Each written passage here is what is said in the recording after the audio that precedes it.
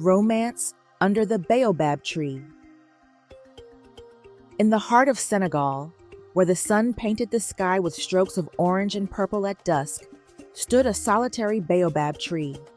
Its massive trunk and sprawling branches had been a silent witness to the lives of the villagers for generations. Under its shade, children played, elders rested, and stories were passed down through the ages.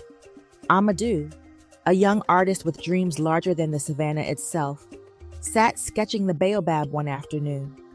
His pencil danced across the pages, capturing not just the tree but the very essence of his village, peaceful and enduring. It was then that he first saw Aïssa, returning from her work at the community garden. Her presence was like a breeze, refreshing and hard to catch. Aïssa noticed Amadou under the baobab, his focus unwavering as he sketched. Curious, she approached quietly, watching over his shoulder. The lines on his paper transformed into familiar shapes, the very tree under which they stood, but infused with a life she hadn't seen before. "You see the world differently," she remarked, her voice a gentle melody that caught Amadou off guard. Startled, he looked up, meeting her eyes. They were the color of the earth, deep, nurturing, and warm. "And you," Amadou replied, "see into people." That day under the baobab tree marked the beginning of their friendship.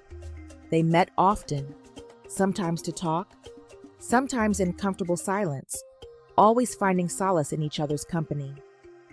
As weeks turned into months, their friendship blossomed into love, a love as deep as the roots of the baobab itself.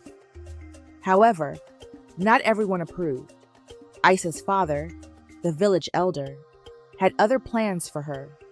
He wanted Aïssa to marry a man from a neighboring village, believing it would strengthen their community ties. Aïssa was torn between her duty to her family and her heart's desire. She loved her father and respected his wisdom, but her heart belonged to Amadou. The thought of being apart from him was like imagining the savannah without the sky. One evening, under the luminous stars, Aïssa met Amadou at their tree. She had made her decision. "I choose us," she whispered, her voice trembling with both fear and conviction. "I choose love."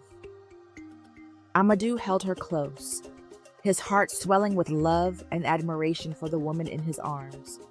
Together, they decided to face her father and plead their case. The next day, under the watchful eyes of the ancient tree, Amadou and Aïssa stood before her father. They spoke of love, of dreams, and of a future together. The elder listened, his face unreadable. Finally, he spoke. "The baobab has stood here for centuries," he began, his voice resonant with the weight of history. "It has seen many seasons, many changes. It teaches us resilience, but also adaptation. Perhaps it is time I learn from it too." Smiling, he gave them his blessing. Under the baobab tree, where it all began, Amadou and Aïssa embraced, their hearts full of hope and joy. Years later, under the same baobab tree, their children played, adding their laughter to the whispers of the leaves.